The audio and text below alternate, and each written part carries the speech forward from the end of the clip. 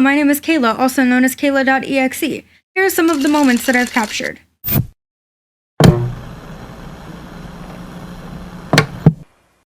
I've spent the past 3 years photographing shows of all size, from the smallest local show all the way up to sold-out amphitheaters. And this is how you actually become a concert photographer. Explained in Crayon Eating Terms. Now, I'm going to highlight 3 specific ways that you could approach starting in this industry, but just know that there's no direct path to success. It's kind of different for everyone, but I did want to lay out the, starting options that people kind of give you when you are brand new to it. Every single method is going to have pros, cons, and trade-offs. I've ranked them from my personal least favorite to my favorite, and actually the approach that I took will be at the very end. So if you want to know how I got from being a very lost college student in the middle of Indiana, not knowing what to do, to living in Orlando and following my dreams, stick around to the end. Option 1 are publication shoots. Now, this is the most traditional route. Like I said, this is my least favorite of the 3, but it is the only answer that you'll get if you ask a veteran photographer who has 20K in gear and thinks that photo editing is cheating.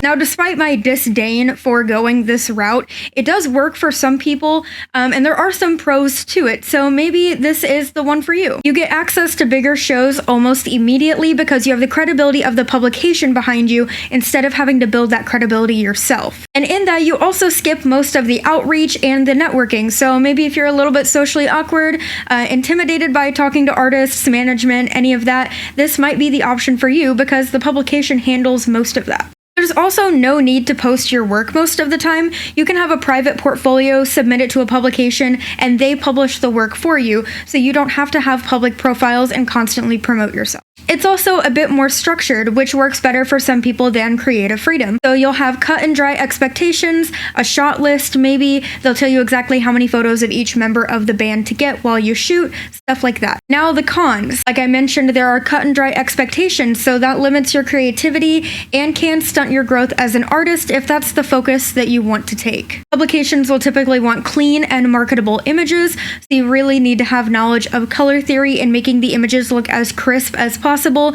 which I get for some people. They are technicians when it comes to photography, but I'm personally a creative. The next con is that everything is pretty much unpaid.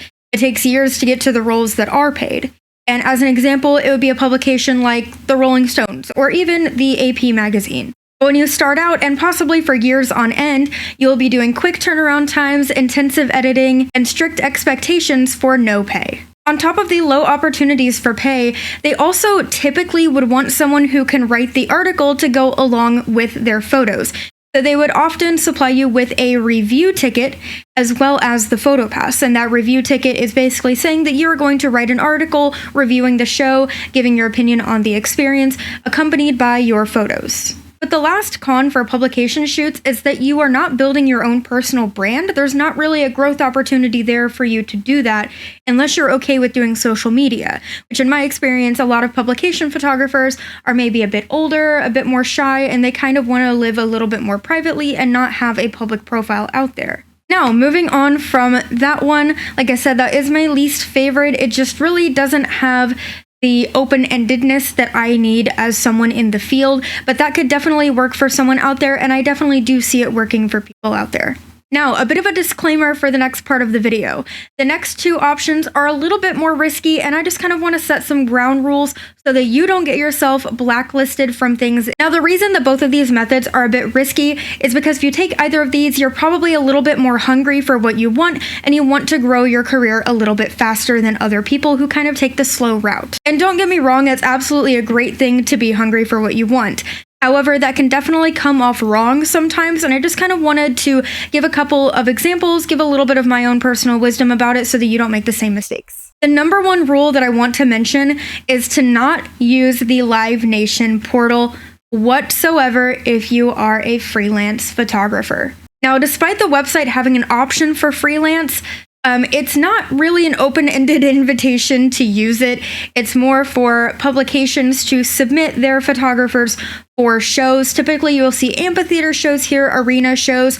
Those are not the things that you want your name to be flagged for you to possibly not get the opportunity to shoot those things later when you're a bit more ready. And I specifically mentioned the Live Nation portal because Live Nation obviously hosts the largest amount of shows, and the most opportunities are going to be through Live Nation shows. And if you go into any of the forums, a lot of people are going to tell you that the shows or the artists that you want are through the Live Nation portal. But like I said, as someone who is a bit more of a beginner, not with a publication, anything like that, just please do not risk it. Do not put your name into the website. Do not hit submit. Just leave that to the publications. Now, the next thing that you want to avoid is spamming follow-up on any emails, DMs, anything like that that you send, because that can absolutely come off the wrong way, especially when it's just words on a screen and not a face-to-face conversation. And it's very, very, very easy to get lost in the sauce when you are emailing people. You're eager to hear back. Just remember to kind of stay grounded when you are reaching out to people and emailing them. And this last bit of advice is actually something a bit more personal to me because I feel like it's something that I had to learn the hard way going into this industry, and that is to not act entitled. I burnt some bridges that hadn't even been built yet, and it's very important in this industry to know that everything travels very quickly. People are talking about you in rooms that you may never even touch. You know, your work is good enough and you deserve this opportunity, but that opportunity will come to you when it's ready. And that is still something that I'm working on, but I have dropped the entitled attitude for sure. I learned that lesson. Okay, now keeping all of that in mind, let's move on to the second method for starting your journey in concert photography. And that is cold emailing managers, PR agents, and venues. Now you can see why I made that disclaimer at the beginning, because this is definitely a really intimidating approach. Now it relies less on that face-to-face communication that might be the barrier for some people starting. However, you have to be super careful with it. I would recommend maybe getting some email templates, stuff like that. Now, the pros here are pretty obvious in direct opposition to what we just talked about for the publication shoots.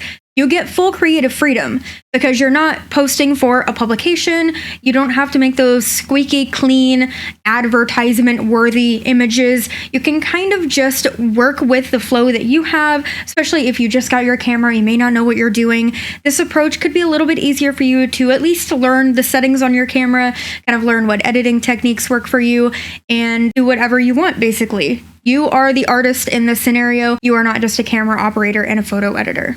Now, with that creative freedom and no publication to showcase your work, you do have to learn to do that yourself, which can be a challenge. But a simple Instagram profile where you tag the band, the location, the date, stuff like that works perfectly fine for a scenario like this.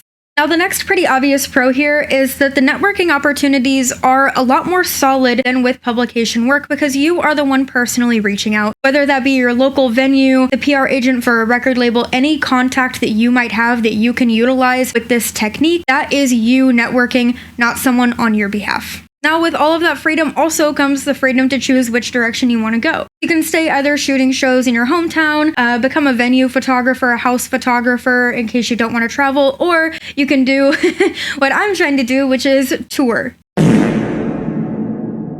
Now, with this approach, those opportunities might come a little bit slower, like I said, because you're not in direct contact with an artist here, but you can always make those connections down the line, and having a public portfolio is always going to help you. Now for the cons. This one, like I said, is a bit of a riskier option. You are reaching out to professional people as an amateur in your field. That's always going to be intimidating, and there will be some responses that you will get that you will not like. And the first con here is the high rejection rate. I have sent quite a few emails for shows in venues that I've shot in plenty of times, sold out crowds, and because I was freelance or because they said the band already had a photographer or whatever reason it might be, they may just not even answer at all, I will get rejected for shows. Now, this is something that I actually don't do anymore because I don't need to, but when you are starting out and you want those opportunities, it is important to accept that rejection and move on to the next one because it's always going to happen. You're always going to lose opportunities.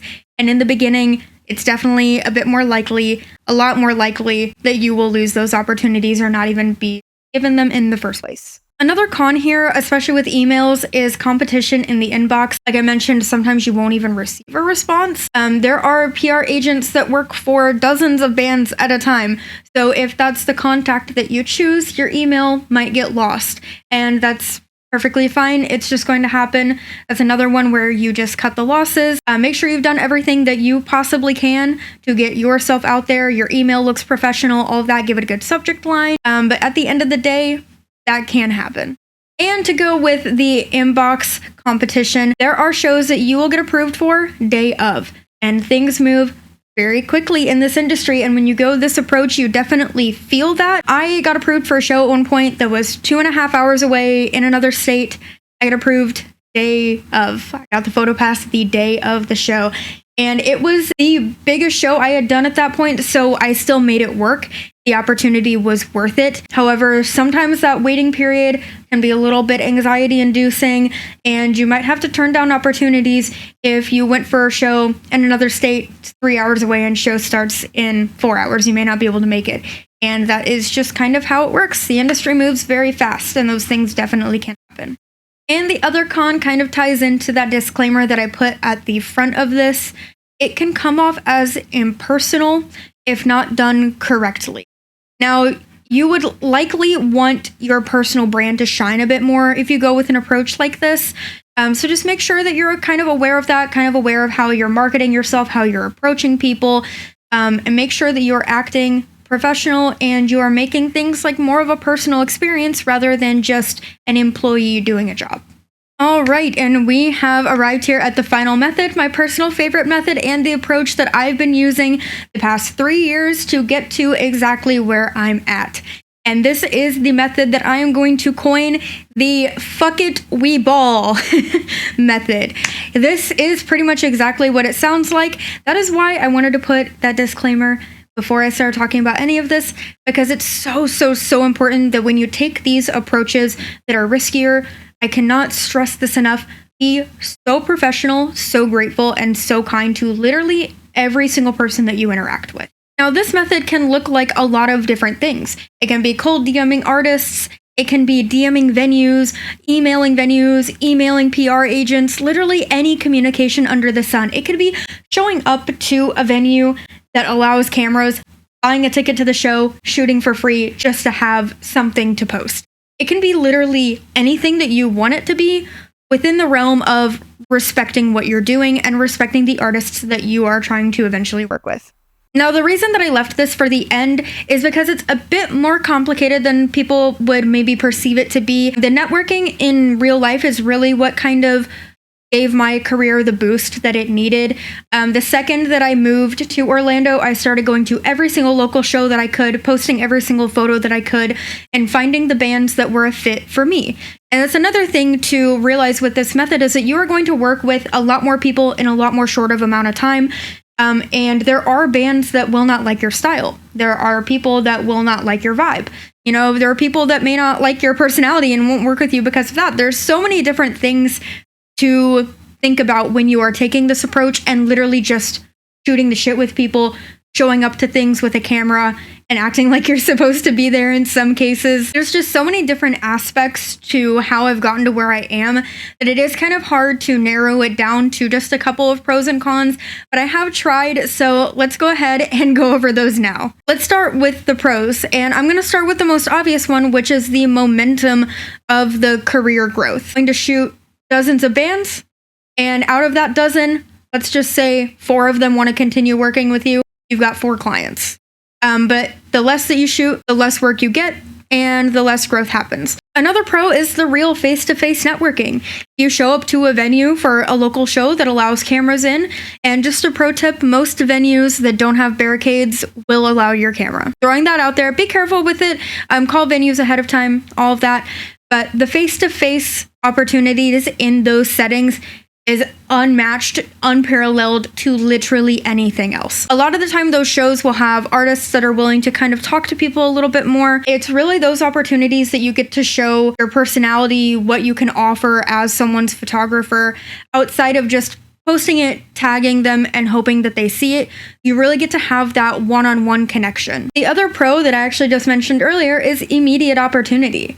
If you don't limit yourself to getting approved for a bigger show or getting approved for a publication, you can literally just walk into pretty much any entry-level venue and shoot whatever.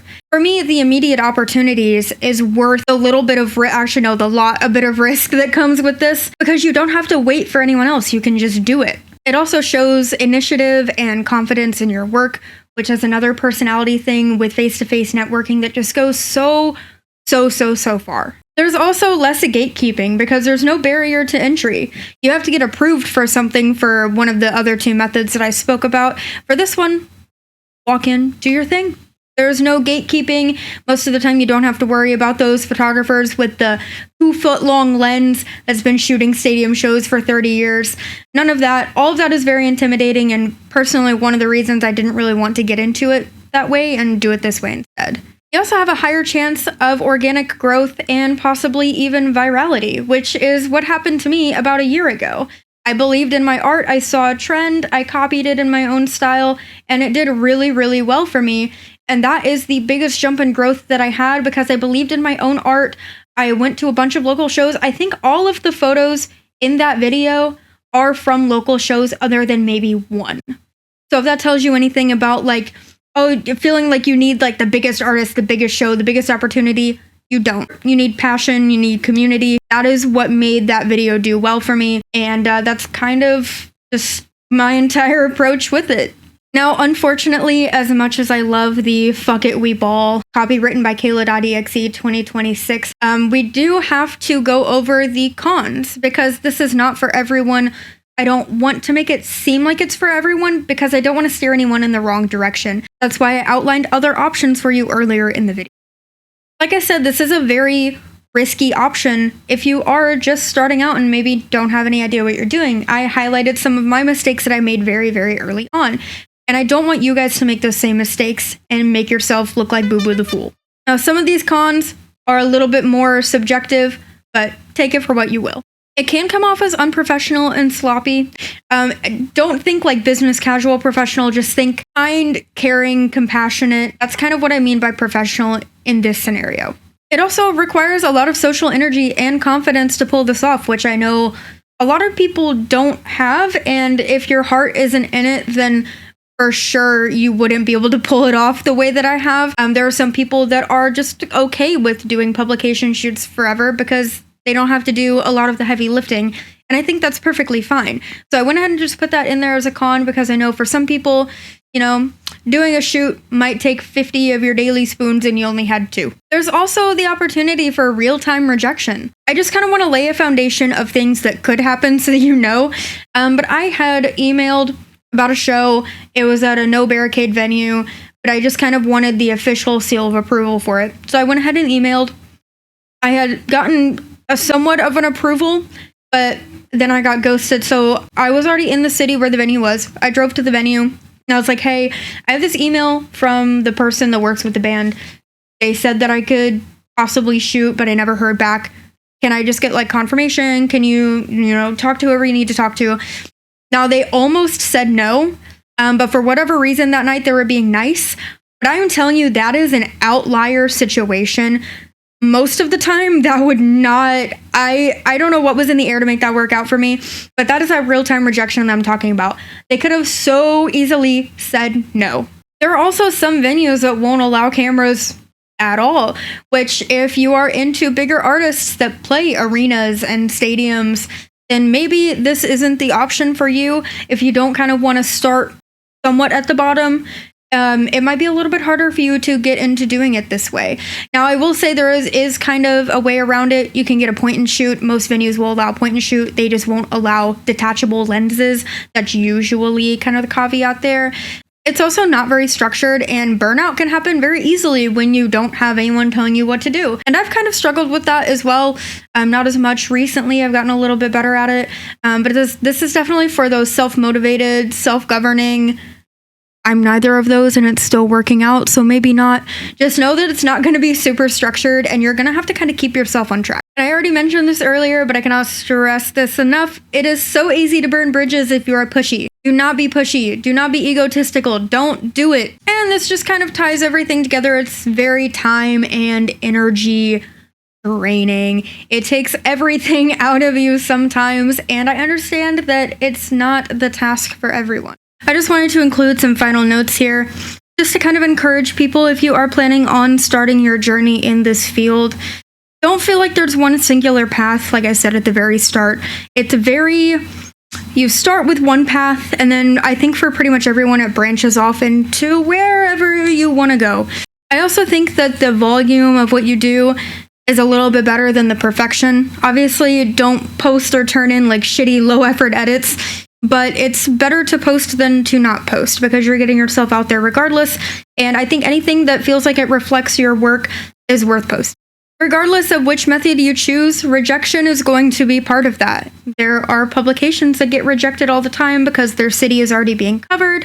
There are venues that will reject you because the show is sold out. They may not have an extra comp ticket, things like that. And obviously the face-to-face rejection with that last method that we just discussed.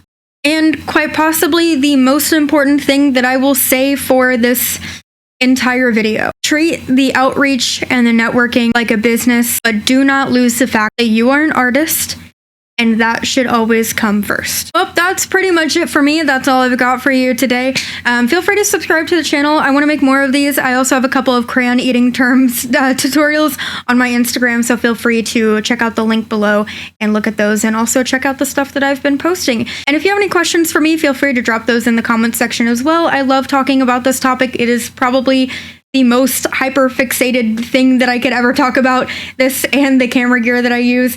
But feel free to ask anything that you might need clarification on, or if you have an opportunity and you need some advice, drop it in the comments. I'm sure myself or someone else in the community could help you. That is it. I will see you on the whenever I post something else.